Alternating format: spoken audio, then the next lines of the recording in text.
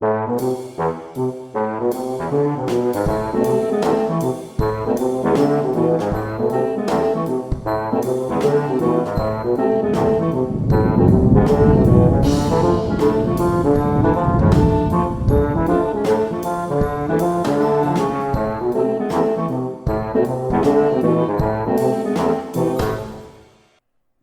this is TimeRider. You know, my good friend and #1 subscriber Mike gave me this re-release of the Sweet 16 Beatnik Bandit. Mike goes to estate sales and he's a toy collector, so he'll often pick up loose specimens that aren't really collectible per se, at least they're not mint in box to be sure, and he gives them to me so I can play with them. The Beatnik Bandit was released by Hot Wheels in 1968, and it shouldn't be any surprise that there are differences between the US and the Hong Kong versions. The chassis and body were different. The windscreen was, of course, blue on the Hong Kong versions, and the engines were different, with the Hong Kongs being blown and the US versions having open carburetors. The toy was based on Ed Roth's Beatnik Bandit, a fiberglass car driven with a joystick and created in 1961.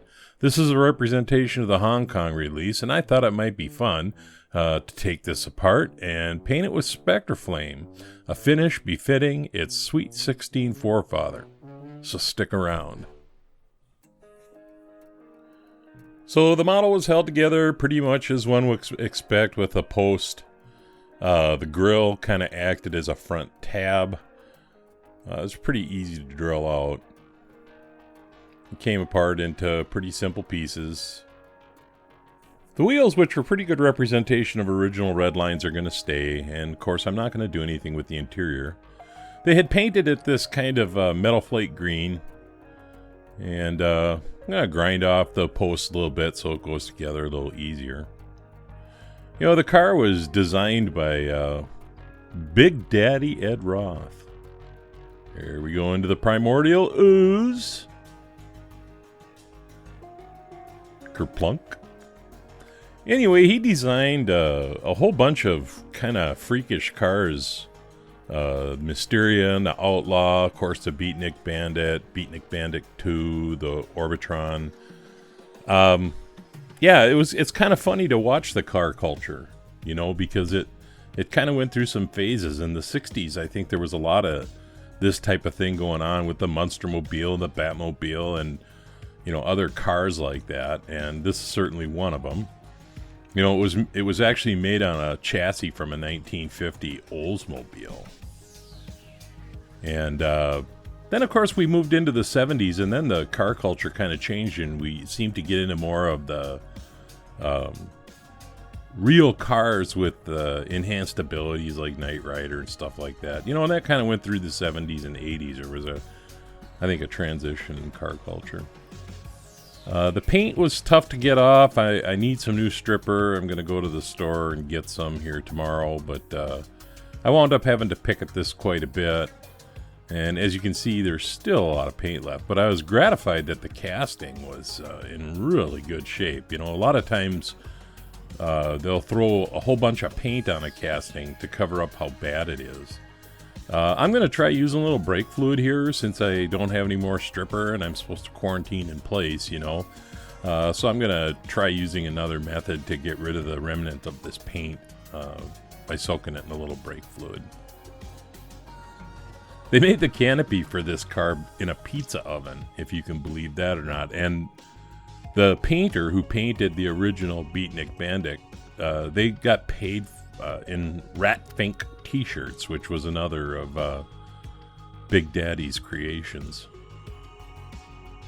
The brake fluid seemed to work pretty well. It kind of softened everything up. I still wound up having to use a wire brush to get the rest of it off, but that's all right. I'm going to scrape a little bit here and there with my X-Acto knife. Not a big deal.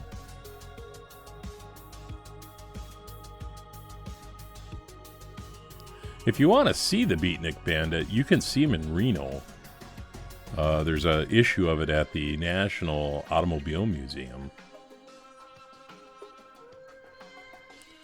So anyway, like I've said before, that Beatnik Bandit was part of the original Sweet 16, and then they did a re-release on it in 2012, and I'm pretty sure that's what this is. And then on the 50th anniversary, they did a re-release of the entire Sweet 16 series, and you could purchase it along with like a display case and storage case. And then they used Spectraflame on them, so they kind of went back to the way things used to be. I did have to do a little, there was these little knobs on the inside of the fenders, and I looked at a lot of pictures and I didn't see them on the originals. I don't know why they're there, if it was just a casting error, but it had it on both sides. So anyway, I using my Dremel, I smoothed out those and went back to the wire wheel to get it ready for polish and then hopefully some paint, huh?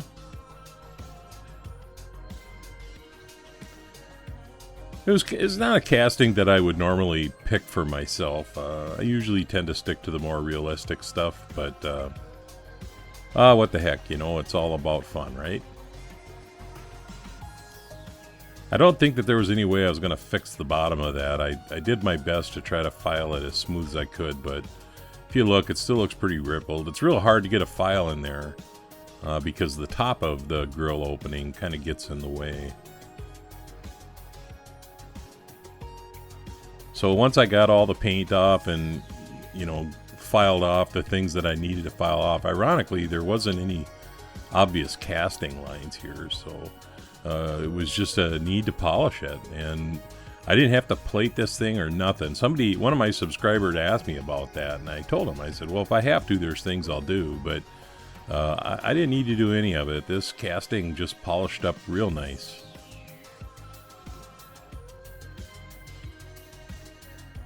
I put a thing on my community page about it, asking people what color I should paint it, and there was a lot of responses. The winners seemed to be hot pink and antifreeze, and I think Windex Blue did pretty well too, but I gave it a lot of thought and decided that I would go for the Spectraflame antifreeze. So we'll clean it up here with a little bit of lacquer thinner, get all the skin oil and everything off of it, and yeah, I do give it a good wipe down with actually I use a paper towel that's kind of soaked in lacquer thinner is what I wipe it down with right before I put it on the helping hands. But you can see it looks pretty good. And we're going to paint it antifreeze.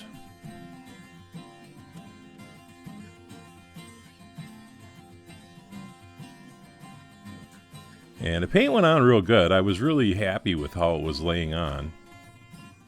But then, you know, I read that one of the 10 most valuable Hot Wheels is this car in hot pink. And I gotta be honest with you, I wasn't 100% happy with how the sides of this turned out. And so once I got it all done, I just decided to go a different direction with it. And, you know, back in the ooze.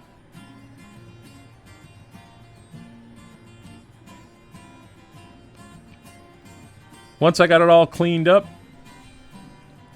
I grabbed my Spectraflame Hot Pink, and I did do a little bit more polishing on the sides and some of the areas that looked a little dark in the first rendition of it. And then I painted it pink.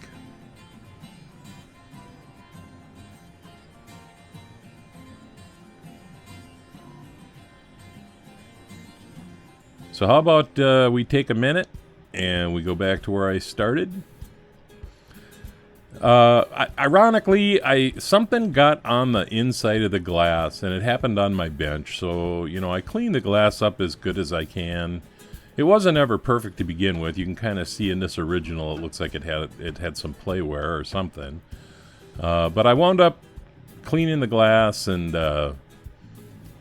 had my first experience with Gauzy, which actually did a really nice job. But anyway, that said, why don't we take a look at where I wound up?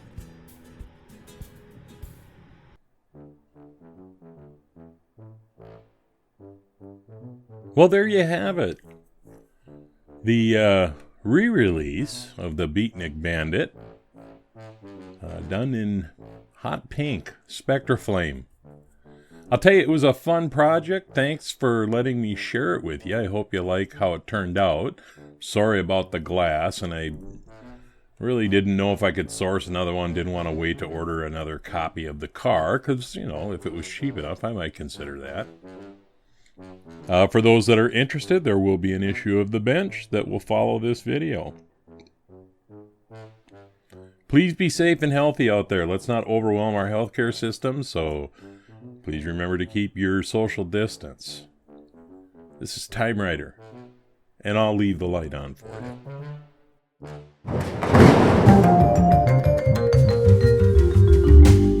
Hey everybody, thanks for sticking around for this issue of The Bench. Okay, I'm going to start off with letting everybody know about 2 builds coming up this weekend. I'm sure you've heard me talk about them already, but look forward to it. Should be on Saturday. We have the 3 Blind Mice GTO Judge build, and lots of builders this month. And if you don't see your name sliding across the screen and you're building this particular casting, let me know, or let Paul know, or let George know, so we can get you on the list of videos to be reviewed.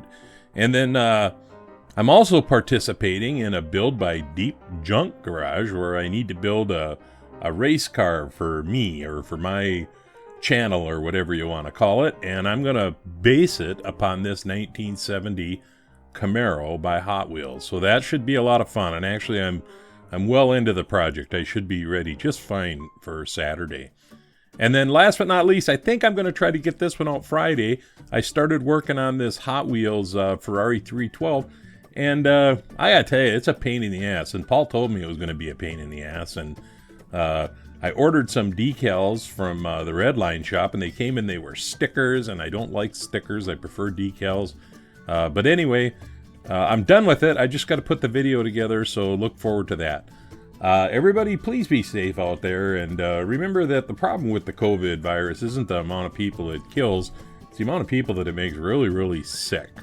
And if we lose hospital beds, or we don't have the hospital beds to take care of these sick people, then the death rate is going to go up. You know, I mean, in the United States, it was a little less than 2%, but in the Hunan province, it was 14%. I got to believe that the difference is that they couldn't take care of the sick well enough to keep them from turning into the dead.